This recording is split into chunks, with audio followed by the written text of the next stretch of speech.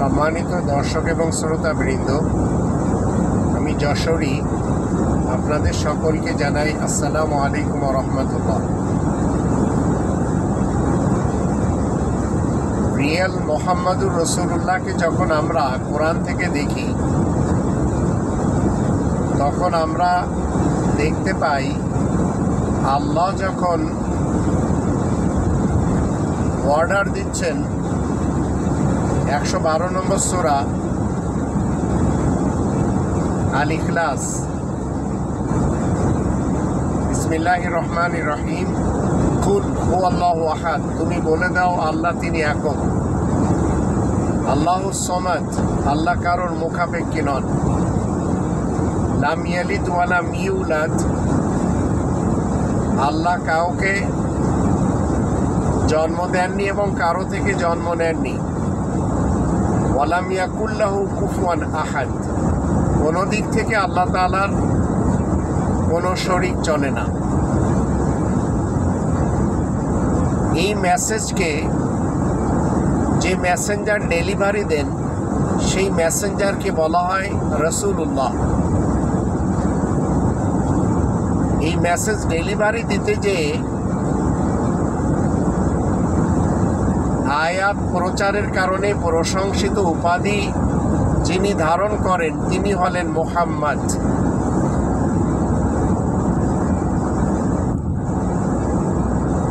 এই মুহাম্মদ আল্লাহ তাআলার কমান্ডকে মেনে মানুষের সামনে কি করলেন? আল্লাহ তাআলার এই পরিচিতি তুলে ধরলেন। আল্লাহ তাআলার পরিচিতি তুলে ধরতে চেয়ে কখনো আল্লাহ তাআলার আয়াতের সাথে নিজেকে তিনি ফিট করবেন না, যে আল্লাহ তাআলার পরিচয়ের সাথে তিনি কখনো বলবেন না যে আপনারা সাথে আমার নামও জপেন। কিন্তু কিছু লোক নামে তারা মুহাম্মদ সেজেছে। যেমন আজ 2024 সালে সৌদি আরবে মোহাম্মদ বিন সালমানকে আমরা দেখতে পাই, কিন্তু কামে এরা হচ্ছে শয়তান। আল্লাহ রাব্বুল আলামিন এত বড় পাওয়ার মোহাম্মদ বিন সালমানকে দিয়ে রেখেছেন, কিন্তু তার চারিপাশে গোলযোগ লেগেই আছে। মুসলমান সমাজ মার খেয়ে শেষ হয়ে যাচ্ছে, কিন্তু মোহাম্মদ বিন সালমান সে তার গতিতেই চলছে। অথচ সে যদি একটু ইচ্ছা করে, তাহলে ফিলিস্তিন ঠিক হয়ে যেতে পারে, ইসরায়েল চুপ হয়ে যেতে পারে, হামাস হিজবুল্লাহ চুপচাপ তারা তাদের ইবাদত বন্দেগি করতে পারে, সিরিয়া ঠিক হয়ে যেতে পারে, ইরাক ঠিক হয়ে যেতে পারে।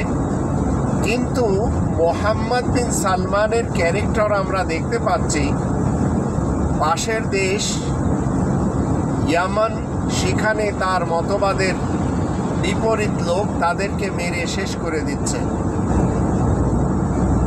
কিন্তু এর নাম হচ্ছে মোহাম্মদ বিন সালমান। এখন এই মোহাম্মদ দিয়ে আপনার আমার কি কাজ? যে মোহাম্মদ আয়াত ডেলিভারি দিতে পারে না, যে মুহাম্মদ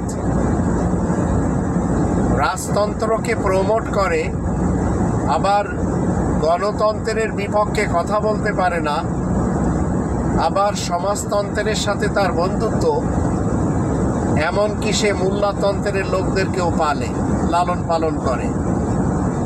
আর এই মোল্লাতন্ত্রের লোক বাংলাদেশ নামক ভূখণ্ডে এরা সবাই মুহাম্মদ হয়ে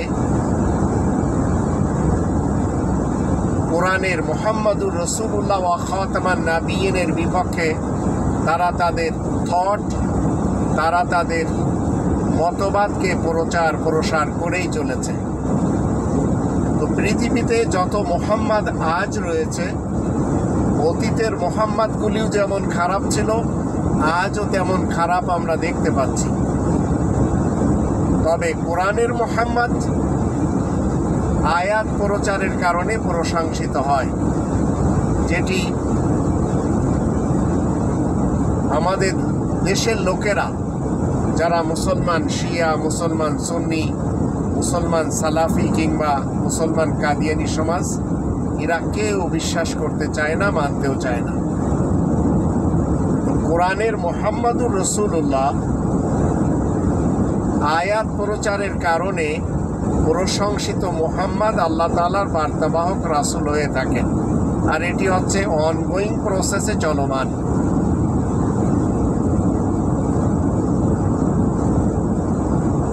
আল্লাহ তাআলার কোনো দিক থেকে শরীক নেই, তদ্রূপ আল্লাহ তাআলার হুকুমেও শরীক চলে না। তাই আল্লাহ বলে দিয়েছেন 18 নম্বর সূরা আল কাহফের 26 নম্বর আয়াতের শেষে, ওয়ালা ইউশরিকু ফি হুকমিহি আহাদা, আল্লাহ তাআলার হুকুমের সাথেও শরীক চলে না। আবার আল্লাহ তাআলার ইবাদত বন্দেগীতেও শরীক চলে না। 18 নম্বর সূরা আল কাহফের 110 নম্বর আয়াতের শেষে বলা হয়েছে, ওয়ালা ইউশরিক বিইবাদাতি রাব্বিহি আহাদা। এই ঘোষণাগুলি আয়াত প্রচারের কারণে প্রশংসিত হয়ে মুহাম্মদ দিবেন এবং রাসূলুল্লাহ হয়ে, আল্লাহ তাআলার বার্তাবাহক রাসূলুল্লাহ হয়ে এবং সকল বিশেষ খবরদাতা যে 19 জন নবী রয়েছে তাদের সিল মোহর হয়ে। কিন্তু ইতিহাসের এবং অতীতের 1400 বছর পিছনে যখন আমরা দেখি, তখন মুহাম্মদ নামক ব্যক্তি মানুষের সামনে নিজের হুকুম চালিয়েছে, মানুষের সামনে নিজের আইন চালিয়েছে। যারা তার আইন এবং তার হুকুম মানেনি তাদের সাথে একে একে 57টি যুদ্ধ করেছে। তদ্রূপ বাংলাদেশের যত নামধারী মুহাম্মদ রয়েছে শিয়া, সুন্নি, সালাফি মুসলমানদের মাঝে, এরাও ঠিক একই কায়দায় একে অপরকে কাফের, একে অপরকে পথভ্রষ্ট, একে অপরকে গুমরাহ এই সব বলেই চলেছে। আর নিজেরা নিজেদের জায়গায় মুহাম্মদ হয়ে, নিজেদের গদি টিকিয়ে, নিজেদের স্টেশনগুলিকে টিকিয়ে, নিজেদের ধর্মের ঘর মাদ্রাসাগুলি টিকিয়ে, নিজেদের মতবাদ এবং নিজেদের আকীদা সঠিক রেখে বিপরীত মুহাম্মদদের উপরে চড়াও হয়ে আছে। তাই আমাদের দেশে শিয়া মুসলমান যারা রয়েছে, সুন্নি মুসলমানদেরকে দেখতে পারে না, সুন্নি মুসলমান সালাফি মুসলমানদেরকে দেখতে পারে না, সালাফি মুসলমান কাদিয়ানি মুসলমানদেরকে দেখতে পারে না।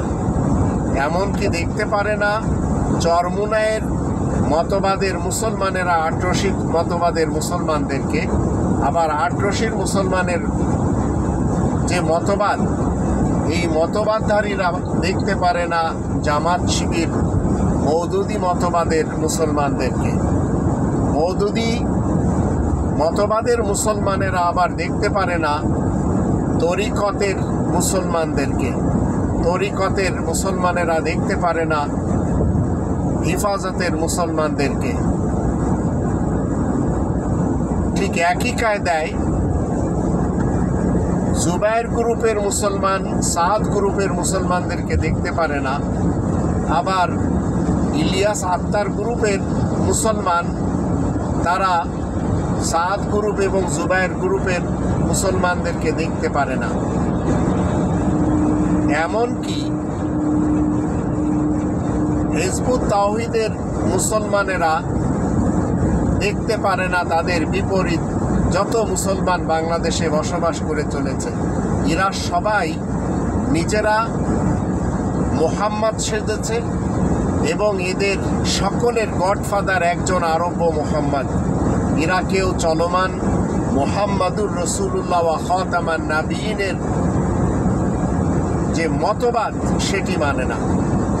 আয়াত প্রচারের কারণে প্রশংসিত উপাধি ধারণকারী ব্যক্তি যে মোহাম্মদ হয় এবং আল্লাহ তাআলার বার্তাবাহক রসুল হয় রসুলুল্লাহ, আর সকল বিশেষ খবরদাতা নবীদের সিলমোহর হয়, এটি এই ফেক মোহাম্মদ নামধারীরা কেউ মানে না।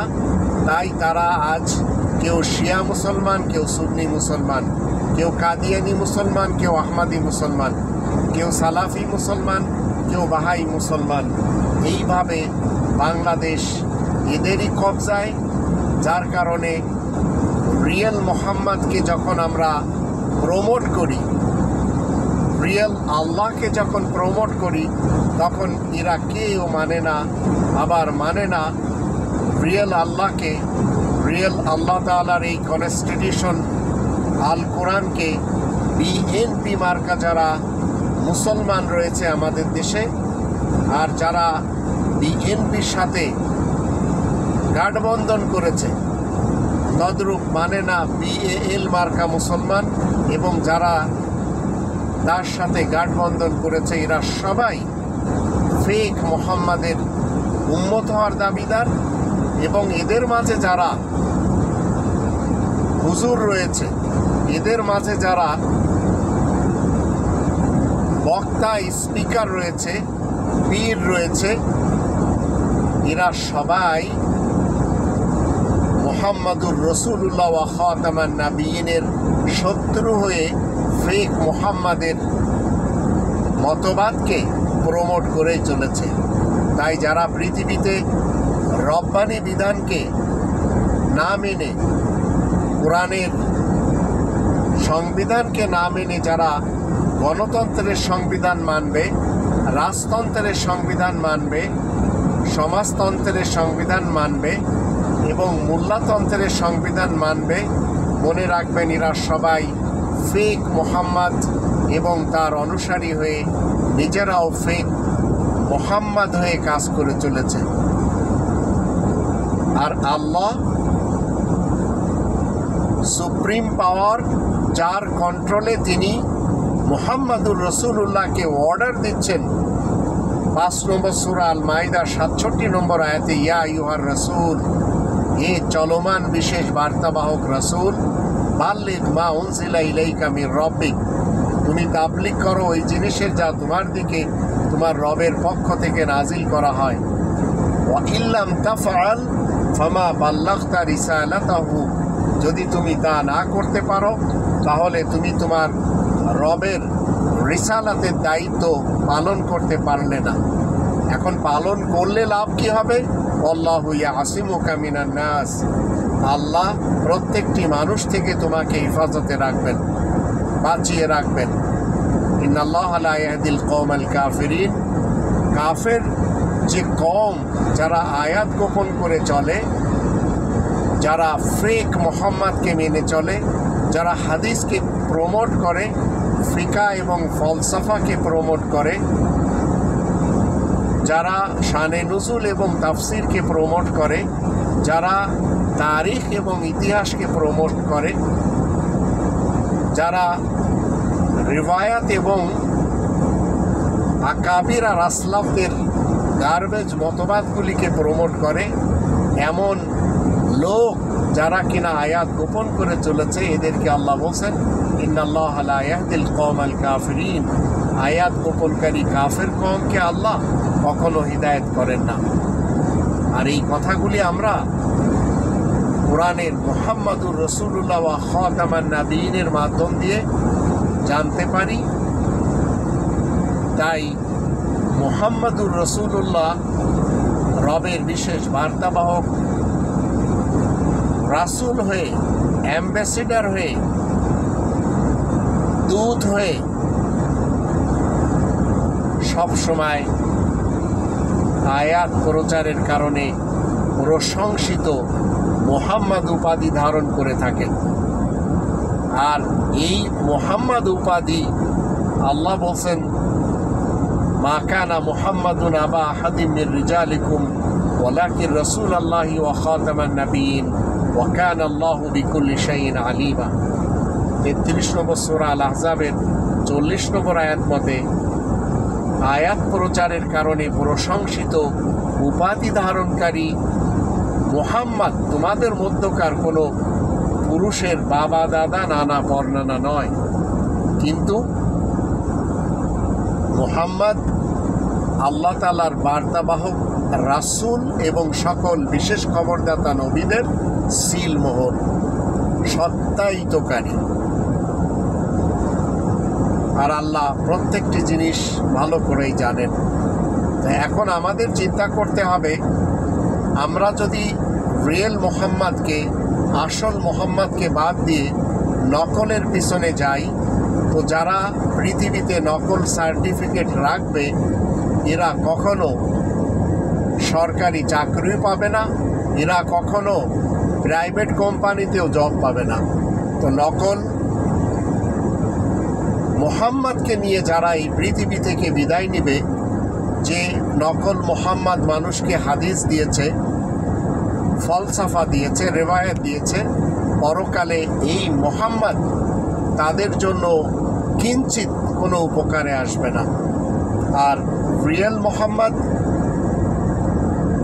আল্লাহ তাআলার কাছে এই ফেক মুহাম্মদের যারা অনুসারী হবে, যারা অনুসরণ এবং অনুকরণ করবে, যারা তার ওয়ারিস হওয়ার দাবিদার হবে, যারা তার নায়েব হওয়ার দাবিদার হবে, তাদের সকলের বিরুদ্ধে, যারা কিনা এই আল্লাহ তাআলার ইসলামী কিংডমে ধর্মের বিভিন্ন মতবাদের ঘর মাদ্রাসা তৈরি করে সেখান থেকে পড়াশোনা করে এবং করিয়ে চিরকাল সেই থটকে, সেই মতবাদকে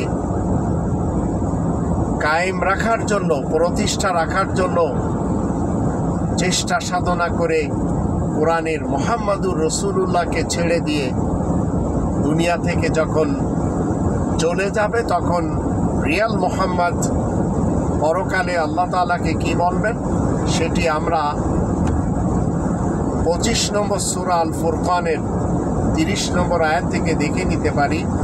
সেখানে বলা হচ্ছে, ওয়াকালা রাসূলু ইয়া রব্বি ইন্না কওমি ইত্তাখাযু হাযাল কুরআনা মাহজুরা।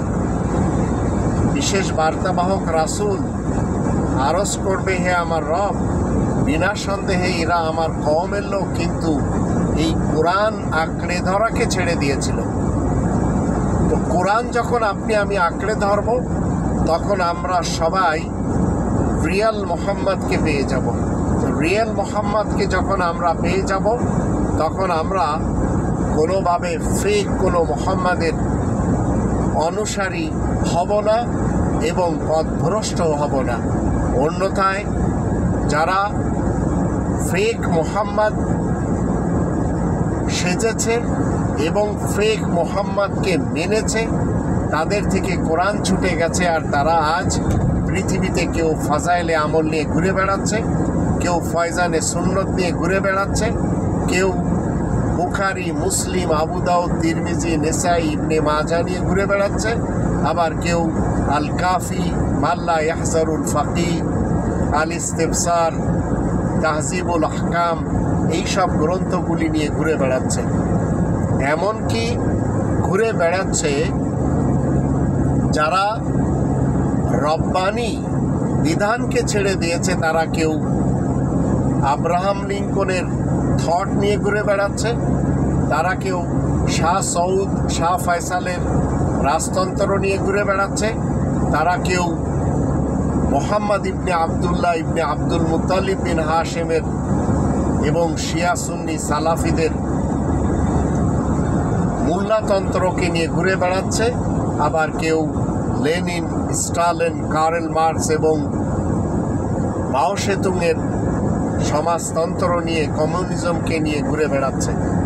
আর এই লোকগুলি কেউ কাফের হয়ে আয়াত গোপন করে চলেছে, কেউ ফাসেক হয়ে মুক্তমনা হয়ে ঘুরে বেড়াচ্ছে, আবার কেউ অপরাধী জালেম হয়ে জুলুম নির্যাতন করে জীবন কাটিয়ে দিচ্ছে। এরা সবাই আল্লাহ তাআলার শান্তির রাজ্যে অশান্তি সৃষ্টির জন্য মেতে উঠেছে।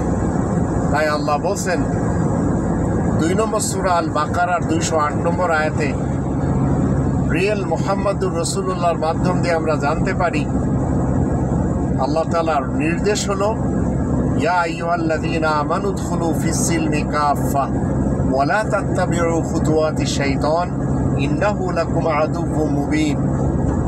তোমরা যারা ঈমান এনেছো, শোনো, তোমরা সবাই শান্তির ছায়াতলে পরিপূর্ণরূপে প্রবেশ করো। তোমরা শয়তানের পদাঙ্ক অনুসরণ করবে না, নিশ্চয় সে তোমাদের প্রকাশ্য শত্রু।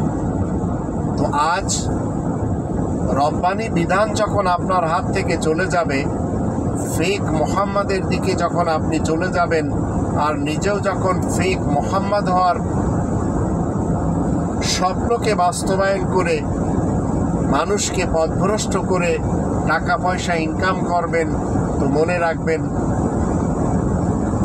পরকালে আপনাকে অন্ধ হয়ে উঠতে হবে।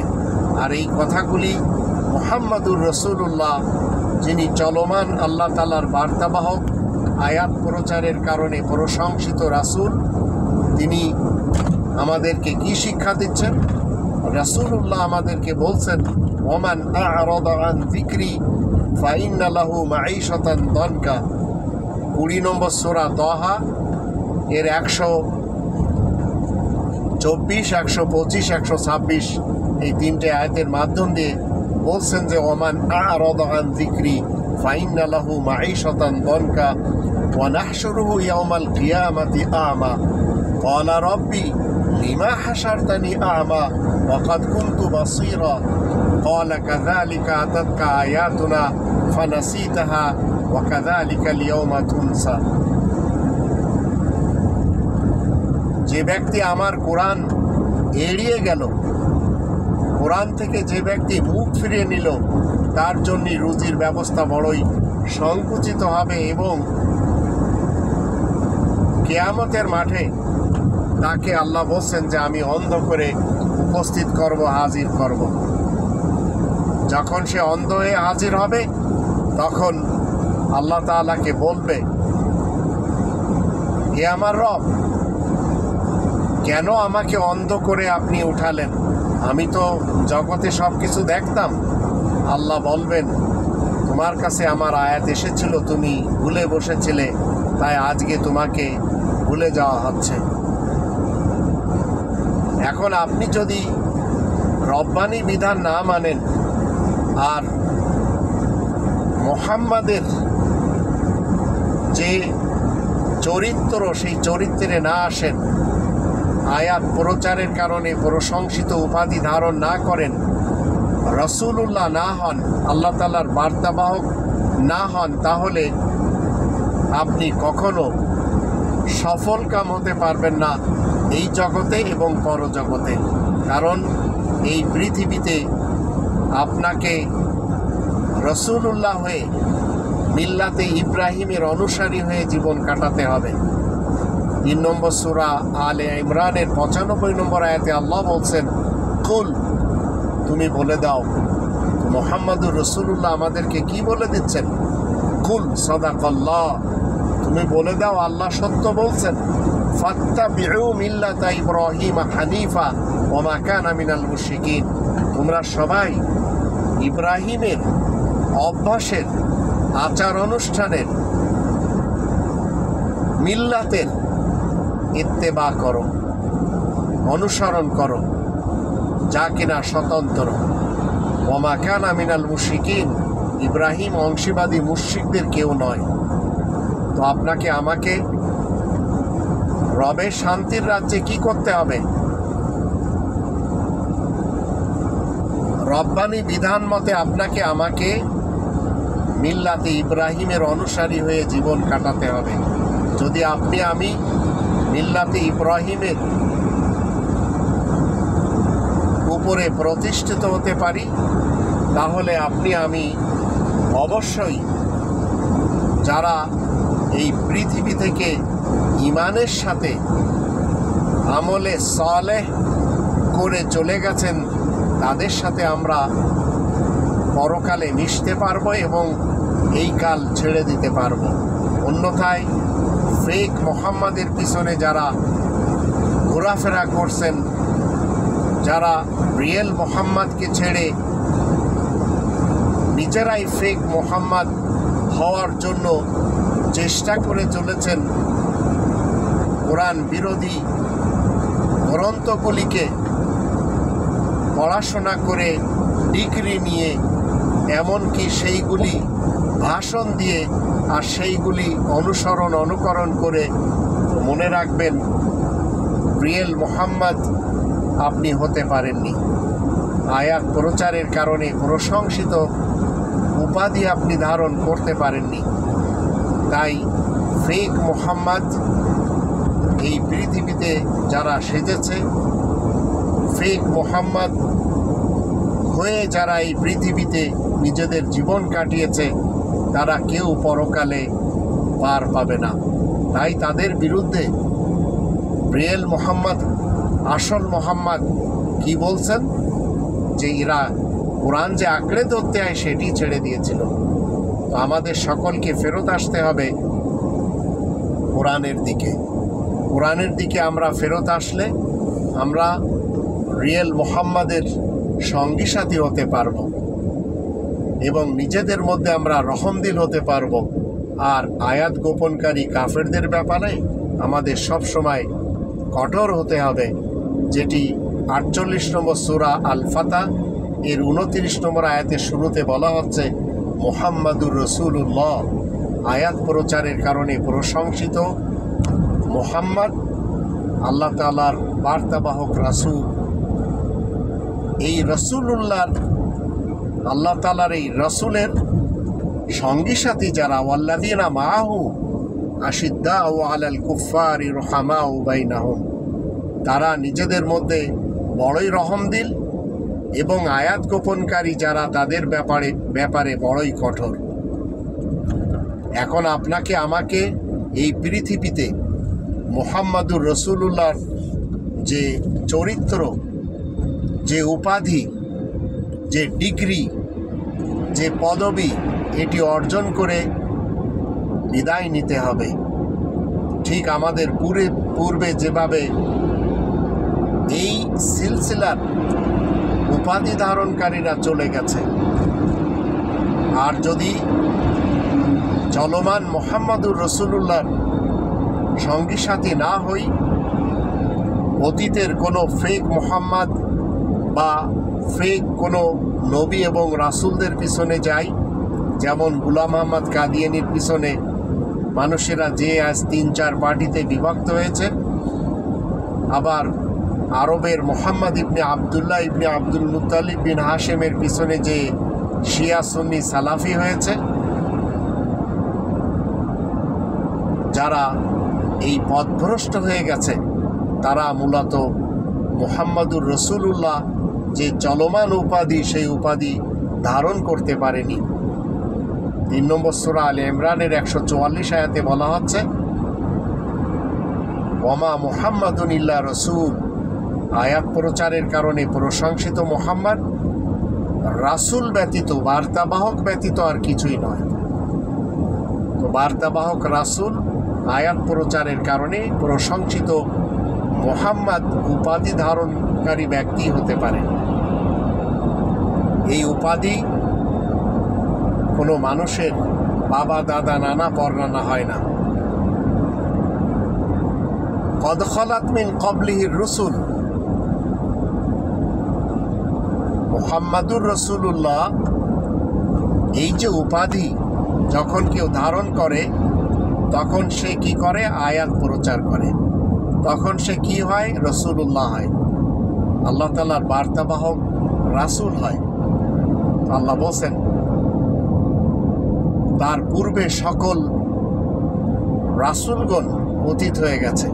আফা ইম্মাতা আও কুতিলা, যদি এই উপাধি মারা যায় অথবা হত্যা হয়, তো এই উপাধি কখনো মরে না, কিন্তু উপাধির ধারক, উপাধির বাহক তাকে মরে যেতে হয় অথবা তাকে মেরে দেওয়া হয়। ইনকলাবতুম আলা আকাবিকুম, তাহলে তোমরা কি পিছনে চলে যাবে, পিঠের দিকে চলে যাবে, সেই ইতিহাসের সেই 1400 বছরের কাহিনীতে চলে যাবে? ওমাই ইয়ানকালিব আলা আকিবাইহি ফালা ইয়াদুরুল্লাহ শাইআ, যদি কেউ পিছনের দিকে চলে যায় তাহলে সে আল্লাহ তাআলার তাতে কি হবে না, কোনো ক্ষতি হবে না, সে আল্লাহ তাআলাকে কোনো নুকসান পৌঁছাতে পারবে না। ওয়াসায়াজিল্লাহু শাকিরিন, আর অচিরেই আল্লাহ রব্বুল আলামিন কৃতজ্ঞ যারা তাদেরকে উত্তম প্রতিদান দিবেন। তো আপনি যখন আয়াত প্রচারের কারণে প্রশংসিত হয়ে মুহাম্মদ উপাধি ধারণ করতে পারবেন, তখন কোরআনের মধ্য থেকে আপনার উপরে নাজিল হওয়া শুরু হবে, যেটি 17 নম্বর সূরা বানী ইসরাঈলের 82 নম্বর আয়াতে আমরা দেখতে পাই, ওয়ানুনাজ্জিলু মিনাল কুরআন, আর আমি নাজিল করি কোরআন থেকে, মা হুয়া শিফাউ ওয়া রাহমাতুল লিল মুমিনিন, যা কিনা আরোগ্য এবং রহমত মুমিনদের জন্য, ওয়ালা ইয়াজিদুয যালিমিনা ইল্লা খাসারা, আর তাতে অপরাধী জালিমদের যে জুলুম তা ব্যতীত আর কোনো কিছু বৃদ্ধি হয় না। এখন আপনি যখন আয়াত প্রচারের কারণে মুহাম্মদ এই প্রশংসিত উপাধি ধারণ করবেন, তখন আল্লাহ বলছেন 47 নম্বর সূরা মুহাম্মদ এর 2 নম্বর আয়াতে, এখানে বলা হচ্ছে, ওয়াল্লাযীনা আমানু ওয়া আমিলুস সালিহাত ওয়া আমানু বিমা নুজ্জিলা আলা মুহাম্মদ ওয়া হুয়াল হাক্কু মির রাব্বিহিম কাফফারা আনহুম সাইয়্যাতিহিম ওয়া আসলাহা বালাহুম, যারা ঈমান আনে এবং সংশোধনের কাজ করে, আর যারা বিশ্বাস করে আয়াত প্রচারের কারণে প্রশংসিত উপাধি ধারণকারী মুহাম্মদের উপরে যা কিছু নাজিল হয় সেটি সত্য তাদের রবের পক্ষ থেকে। কাফফারা আনহুম সাইয়্যাতিহিম, তাদের দোষ ত্রুটি আল্লাহ কি করবেন, ঢেকে দিবেন, মিটিয়ে দিবেন। ওয়া আসলাহা বালাহুম, আর তাদের অবস্থা আল্লাহ শুধরে দিবেন। তো আপনাকে এবং আমাকে মহাসত্য আল্লাহ তাআলার পক্ষ থেকে যে এসেছে, সেই একক গ্রন্থ, সেই একক কনস্টিটিউশন, সেই একক সংবিধান মেনে জীবন কাটাতে হবে। 2 নম্বর সূরা আল বাকারার 147 নম্বর আয়াতে বলা হচ্ছে, আল হাক্কু মির রাব্বিকা ফালা তাকুনান্না মিনাল মুমতারিন, মহাসত্য তোমার রবের পক্ষ থেকে এসেছে, তাই তুমি সন্দেহ পোষণ যারা করে চলেছে তাদের দলে শামিল হবে না। তাই আসুন আমরা সবাই ফেক মুহাম্মদ এবং যারা ফেক মুহাম্মাদের ওয়ারিস আর নায়েব হওয়ার দাবিদার, এদের সকলকে বর্জন করে রিয়েল আল্লাহকে, রিয়েল মুহাম্মদকে, রসুলুল্লাহকে এবং 19 জন নবীদেরকে, সিদ্দিকিন, সোহাদা এবং সালেহিনদেরকে মেনে আমরা রবের এই কনস্টিটিউশন মতে জীবন পরিচালনা করি, তাহলে দুনিয়াতে আমরা শান্তি পাব আর পরকালে মহাশান্তিতে আমরা চলে যেতে পারব। অন্যথায় এই পৃথিবীতে মারামারি, কাটাকাটি, দলাদলি, ঝগড়া ফাসাদে লিপ্ত হয়ে থাকতে হবে আর পরকালে মহাযাতনাতে চলে যেতে হবে। আল্লাহ আমাদের সবারই সহায় হন।